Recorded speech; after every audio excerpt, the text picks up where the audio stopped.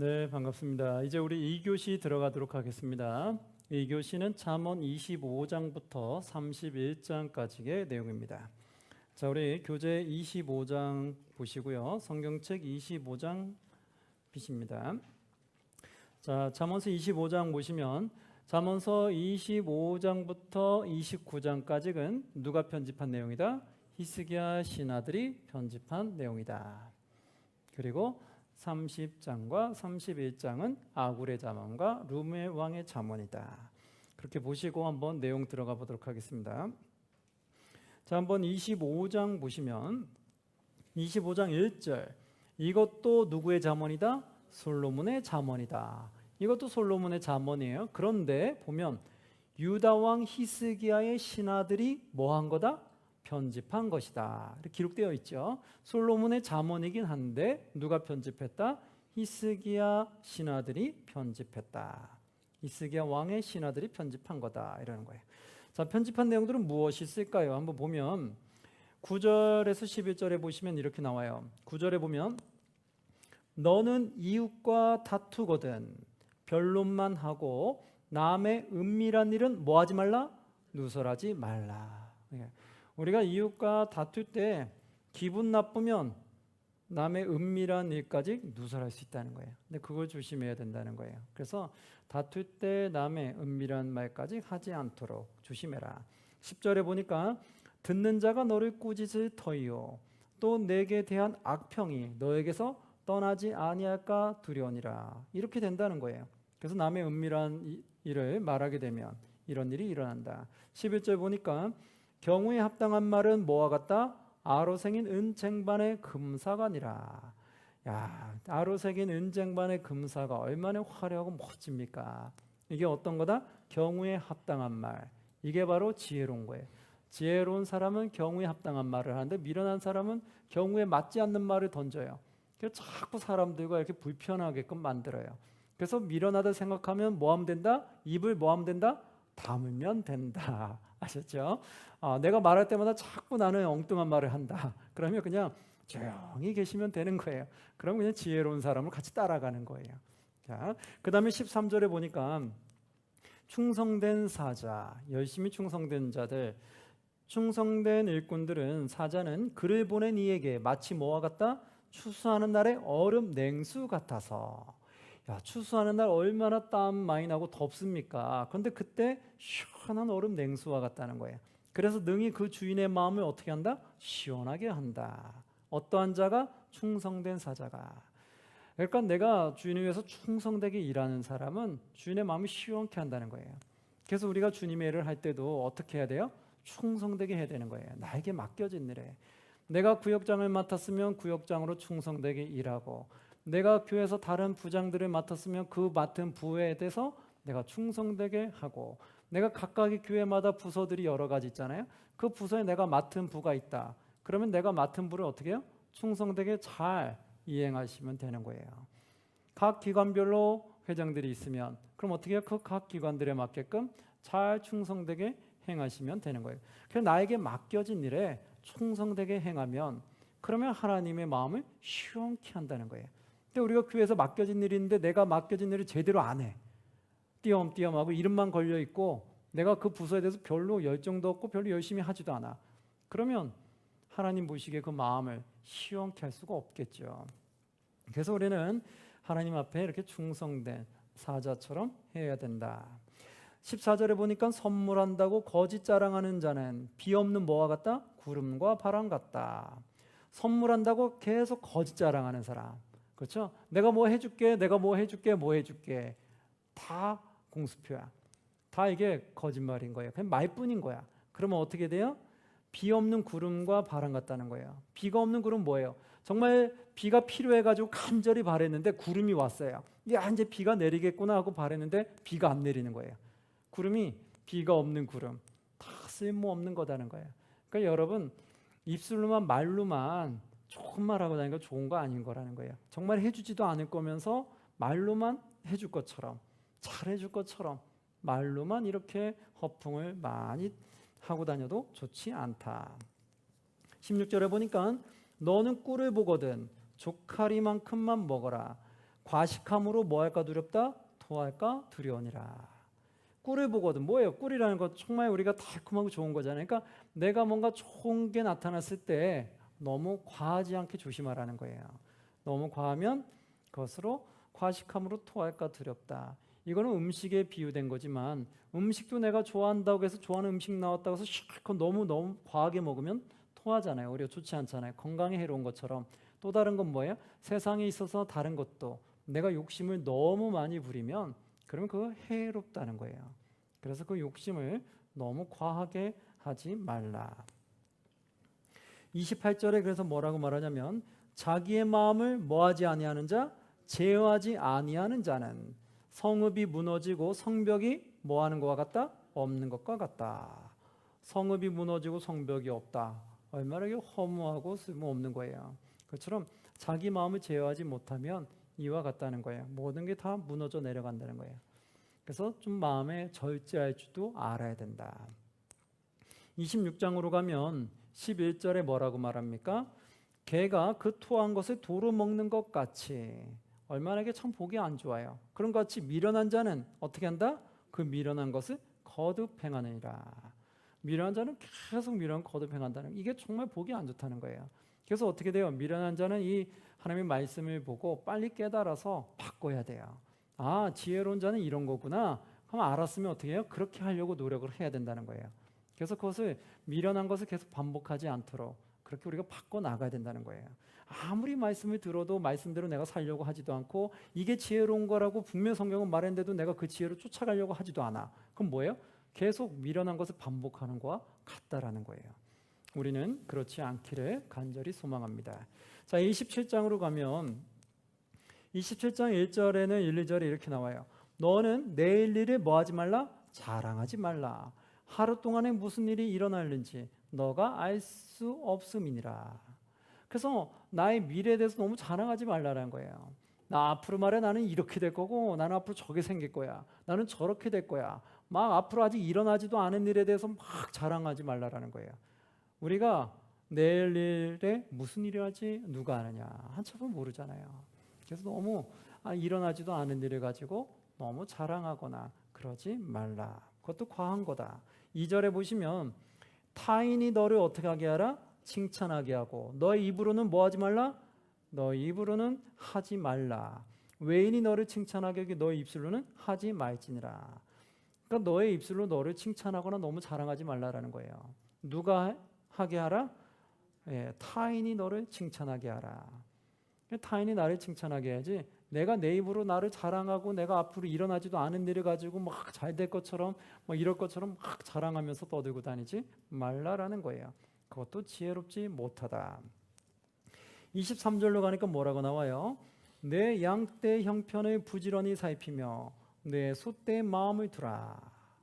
무엇을 부지런히 살펴요? 너의 양떼 형편을, 즉 자기에게 맡겨진 일에 거기에 집중하라는 거예요. 지금 나에게 맡겨진 일도 제대로 하지 못하면서 그것도 제대로 충성되게 하지 않으면서 엉뚱한 앞으로 일어나지도 않은 일만 이야기하며 자랑하고 다니지 말라라는 거예요. 그래서 우리는 항상 나에게 맡겨진 게 뭐 충성해야 돼요. 그러잖아요. 우리가 각자 교회에서 맡겨진 일이 있고 또 사회에서 맡겨진 일이 있어요. 근데 나에게 맡겨진 일도 제대로 충성되게 못하면서 자꾸 엉뚱하게 딴 데만 자꾸 신경을 쓰고 있는 거예요. 남의 일에나 자꾸 간섭하거나 아니면 자꾸 다른 곳에 욕심을 부리거나 내 일도 제대로 못하면서 더 좋은 자리, 더 많은 일을 할 수 있는 자리, 더 그런 자리만 자꾸 노리는 거예요. 아, 내가 저 자리에 앉으면 좋겠는데, 내가 저 위치에 있으면 좋겠는데, 내가 저 직분을 받았으면 좋겠는데, 자꾸 다른 쪽에 욕심을 가는데 지금 나에게 맡겨지는 거는 제대로 못하고 있는 거예요. 그러지 말라라는 거예요. 중요한 것은 다른 것 탐하기 전에 지금 나에게 맡겨진 것부터 최선을 다해서 충성을 다하라는 거예요. 그래서 너의 양떼 형편을 부지런히 살펴라. 지금 너에게 맡겨진 것부터 부지런히 열심히 잘 해내라는 거예요. 그러면 하나님이 알아서 때가 되면 우리를 높여주신다라는 거예요.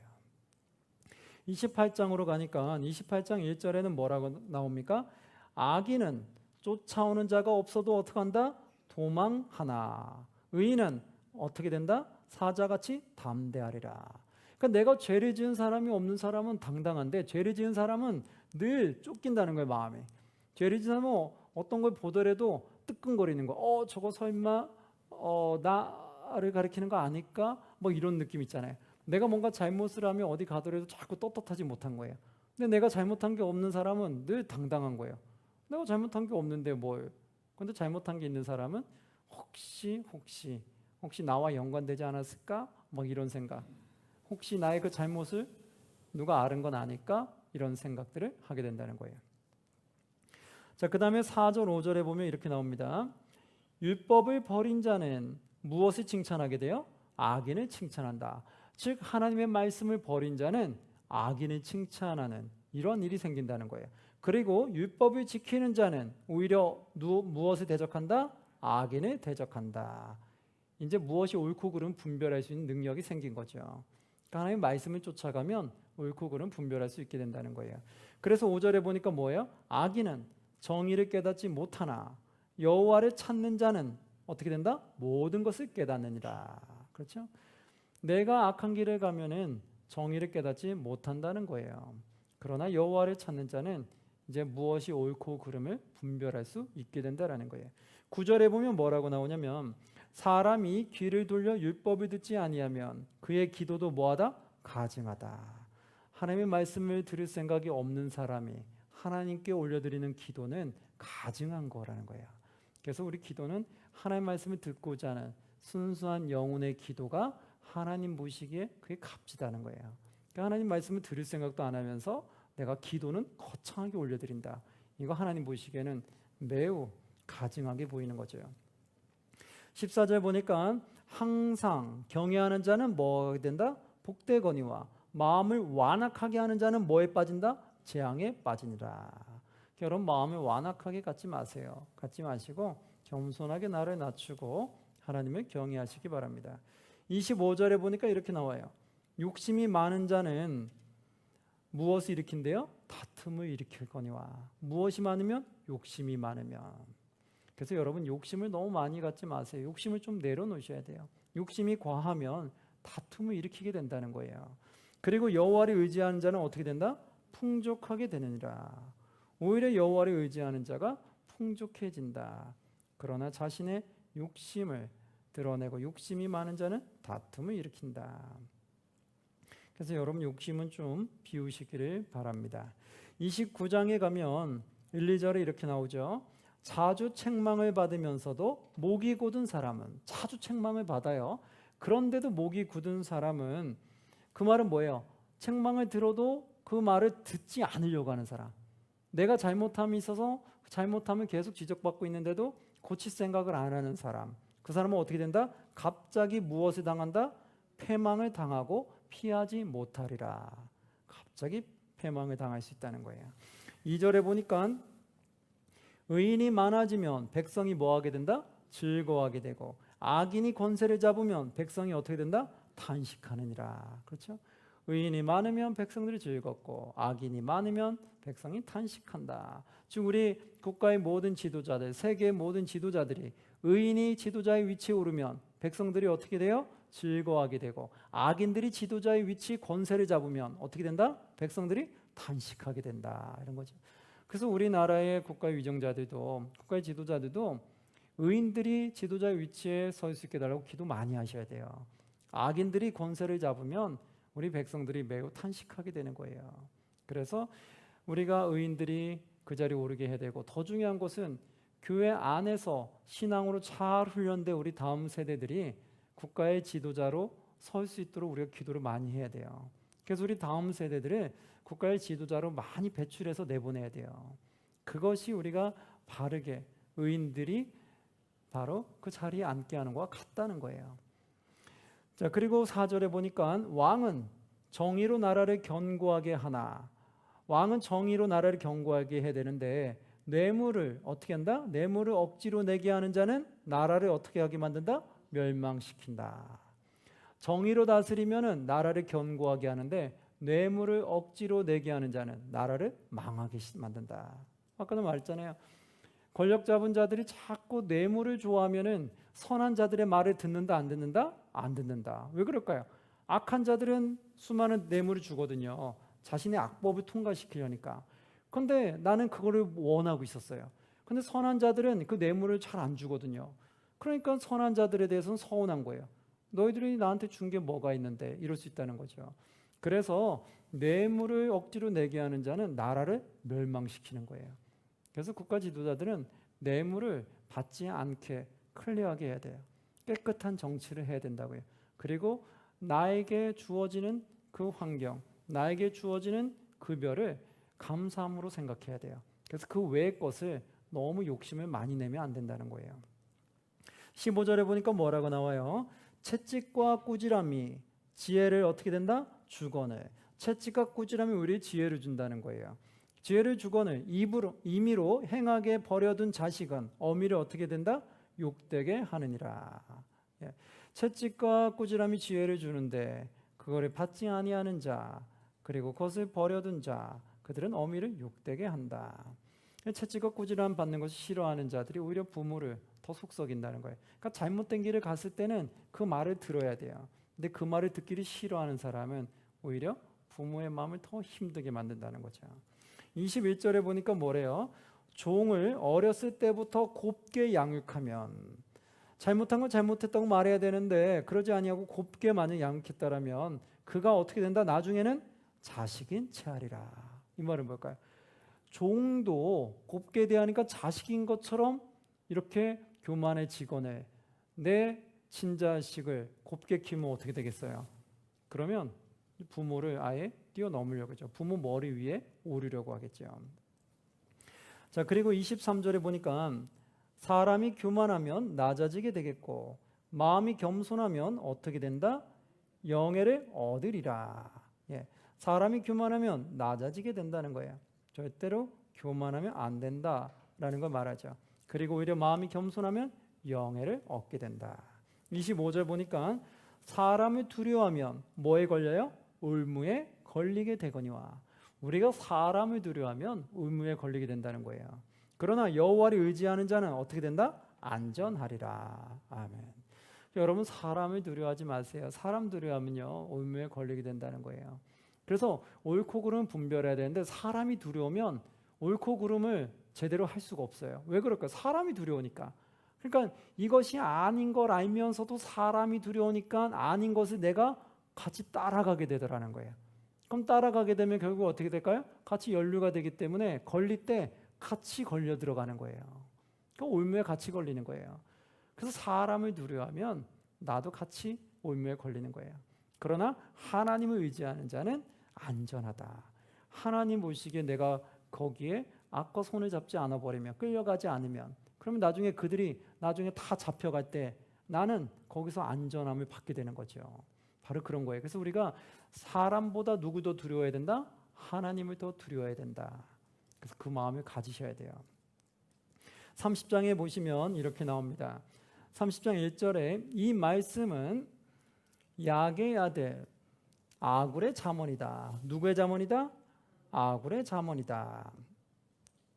그리고 그가 이디엘 곧 이디엘과 우갈에게 이른 것이다. 그렇죠?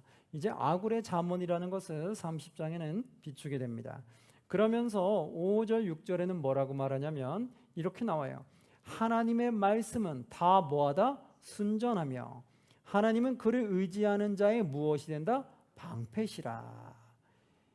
이게 야게의 아들 아굴의 잠언이에요. 아굴이 하나님의 말씀에 따라 보니까 하나님을 경외해 보니까 깨달은 그 말씀인 거예요. 하나님의 말씀은 다 순전하고 하나님 그를 의지하는 자의 방패가 되시더라. 그리고 6절에 보니까 너는 그의 말씀에 뭐하지 말고 더하지 말라. 그가 너를 책망하시겠고 너는 거짓말하는 자가 될까 두려우니라. 그렇죠? 너는 그의 말씀에 뭐하지 말라? 더하지 말라. 그러니까 하나님의 말씀 그대로 그냥 받아 끝내야 되는데 하나님의 말씀에 있지도 않는 것을 내가 인위적으로 내가 덧붙여 가지고 이럴 거야 라고 말을 만들면 안 된다는 거예요. 이해되죠? 근데 많은 사람들이 그렇게 하거든요. 성경에 있지도 않는 것을 있는 것처럼 자꾸 이렇게 더해서 말을 하는 경우가 있어요. 그건 절대 안 되는 거예요. 성경에 있는 말 안에서만 이야기하는 거예요. 성경에 없는 말은 그냥 그럴 수도 있다. 그러나 성경에 기록되지 않았기 때문에 우리는 모른다라고 그렇게 꼭 가야 돼요. 그게 진짜처럼 말하면 안 돼요. 어떤 분들은 천국과 지옥을 이야기할 때도 성경에 있는 내용 안에서 말해야 되는데 천국과 지옥은 성경에 없는 내용으로 자꾸 확대해서 말하는 사람이 있어요. 그래서 이 지옥을 얼마나 끔찍하게 그려냈는지, 이것이 유튜브나 인터넷에 떠도는 것을 보면 그 지옥이 너무나 잔인한 거예요. 그러니까 세상 사람들이 그걸 보고 깜짝 놀래버리는 거예요. 아니, 어떻게 이렇게 잔인하게 표현할 수 있냐? 어떻게 잔인할 수 있냐? 어떻게 그러면 하나님이 그렇게 잔인한 분일 수 있냐? 이러면서 하나님을 매우 증오하더라는 거예요. 그럼 왜 그러냐면 너무 잔인하게 만들어 놓으니까 이들이 우리 하나님을 안 믿는 사람들은 하나님에 대한 거부 반응이 더 생기더라는 거예요.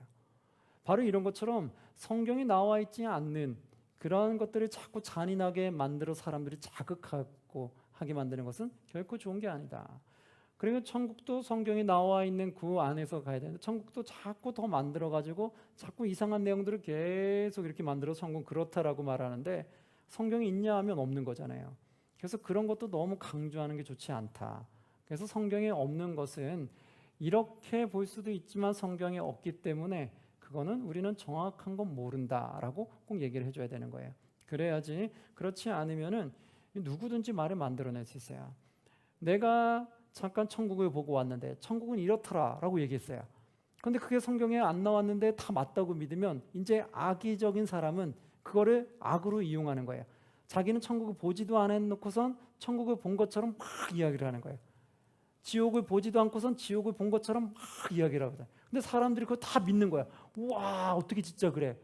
정말 천국은 저런 거야? 지옥은 저런 거야? 성경에 없는 내용을 자극적인 것을 받아들이면서 자꾸 그 사람들은 현혹되게 되는 거죠. 바로 이게 문제가 되는 거예요. 정말로 천국과 지옥을 본 사람도 있을 수 있겠지만 그걸 악의적으로 이용하는 사람도 있다라는 거예요. 그래서 성경에 없는 내용은 너무 우리가 쉽게 믿거나 쉽게 유혹되지 않는 게 가장 좋다. 그래서 그거는 그냥 그럴 수도 있고 아닐 수도 있다라고 해야 되지 전적으로 그걸 믿지 마세요. 그렇게 믿었다가는 여러분들이 현혹돼가지고 이단으로 빠질 확률이 매우 높아요. 그래서 성경에 없는 내용은 절대로 현혹되지 말라. 자, 여기 성경은 말하죠. 너는 그의 말씀에 더하지 말라. 그가 너를 책망하시겠다. 오히려 하나님이 우리를 책망하고 너는 거짓말하는 자가 될까 두려우니라. 성경에 없는 말을 계속 얘기하다 보니까 오히려 거짓말하는 자가 될 수 있다라는 거죠. 7절에 보니까 7, 8절에 아굴은 이렇게 말합니다. 내가 두 가지를 주께 구하여 싸우니. 두 가지를 주께 구하였다는 거예요. 그래서 내가 죽기 전에 내게 거절하지 마옵소서. 그럼 죽기 전에 간절히 구했던 두 가지가 무엇이냐? 한번 보시면 8절 9절에 보면 우리가 참 마음에 새겨야 될 말씀인데 뭐라고 말하냐면 8절 곧 헛된 것과 거짓말을 내게서 멀리 하옵시며. 무엇을 멀리 해달래요? 헛된 것과 거짓말. 내가 헛된 것을 쫓아가거나 내가 거짓말하는 이런 속이는 것들은 나에게서 멀게 해달라는 거예요. 그러면서 또 하나는 뭐냐면 나를 가난하게도 마옵시고 부하게도 마옵소서. 이렇게 말하는 거예요. 나를 가난하게도 마옵시고 부하게도 말아달라. 오직 필요한 양식으로 나를 먹이시옵소서. 딱 필요한 양식만 달라라는 거예요. 이렇게 했던 이유가 뭘까요? 9절에 그 이유가 나옵니다. 혹 내가 배불러서 하나님을 어떡한다? 모른다. 여호와가 누구냐 할까 하며. 내가 배가 부르면 교만해져서 하나님이 내가 누구냐라고 해서 하나님 앞에 내가 겸손하지 않는다는 거예요. 그러면서 하나님이 누구냐 할까 하며 혹 내가 가난하여지면 가난하여 어떡하고 도둑질하고 내 하나님의 이름을 뭐하게 할까? 욕되게 할까? 두려워함이니이다. 바로 이렇다는 거예요. 내가 부하면 교만해져서 하나님을 모른 채 할 것 같고 내가 가난해지면 내가 도둑질을 해서 하나님의 이름을 욕먹게 할까? 두렵기 때문에. 그래서 저를 부하게도 마옵시고 가난하게도 마옵시고 딱 필요한 양식으로 나에게 달라고 기도하는 거예요. 여러분 이게 정말 지혜롭다는 거예요. 근데 우리는 될 수 있으면 어떤 기도를 많이 해요? 하나님 많으면 많을수록 좋습니다. 이거잖아요. 우리는 가난은 당연히 안 되고요. 부한 거는요 주면 줄수록 좋습니다. 그랬다가 우리가 교만해지고 넘어지는 경우가 참 많아요. 그래서 우리가 철저하게 더 지혜롭고 철저하게 나를 낮춰서 나를 철저하게 낮추는데도 하나님이 주시는 거는 괜찮은 거예요. 왜냐하면 철저히 낮춘다는 것은 내가 하나님 위해서 영광을 계속 돌리고 있다는 거거든요. 근데 하나님 나에게 더 잘되게 한다는 것은 더 잘되게 주시는 그 달란트를 가지고 하나님 영광에서 계속해서 나는 사용하게 되는 거예요. 그래서 하나님 축복의 통로로 계속해서 사용하는 거죠. 근데 내가 그런 것이 아니라 나의 탐욕을 위해서 달라고 해서 하나님 주면은 그때는 내가 교만해지기가 매우 쉽다라는 거예요. 왜냐하면 그 내가 욕심 때문에 그렇게 된 거죠.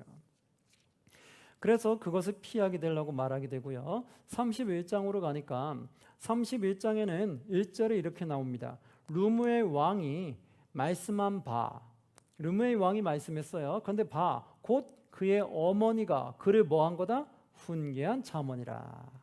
31장 말씀은 솔로몬의 잠언이 아니라 르무의 왕의 잠언인데 곧 그의 어머니가 그에게 훈계했던 그 내용의 말씀이다라고 말하는 거예요. 그럼 그 어머니는 뭐라고 훈계했을까요? 3절 4절에 보면 이렇게 말합니다. 너의 힘을 누구에게 쓰지 말며 여자들에게 쓰지 말며 왕들을 멸망시키는 일을 뭐하지 말라? 행하지 말지어다. 바로 이렇게죠. 너의 힘을 방탕한 곳에 음란한 곳에 사용하지 말고 그리고 왕들을 멸망시키는 일을 행하지 말라. 그러니까 사륙을 하지 말라라는 거예요. 주변에 네가 털을 더 넓히겠다고 주변의 사람들을 막 죽이면서 그렇게 잔인한 전쟁을 일으키지 말라라는 거예요. 여러분 우리 전쟁이 한번 일어나서 알겠지만 전쟁이 일어나고 나면 그 비극이 얼마나 커요. 참혹하잖아요. 바로 그래서 하나님은 그거 원하지 않는 거예요.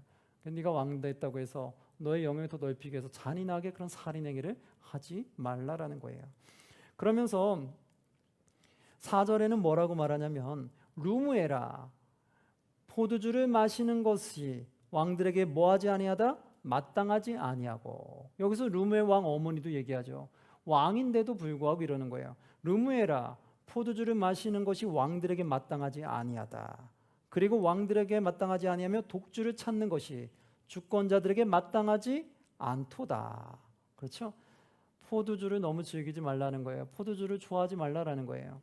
그래서 5절에 이렇게 말하잖아요. 뭐라고요? 술을 마시다가 법을 잊어버리고 모든 곤고한 자들의 송사를 뭐 할까 두렵다? 굽게 할까 두렵다. 바로 이거예요.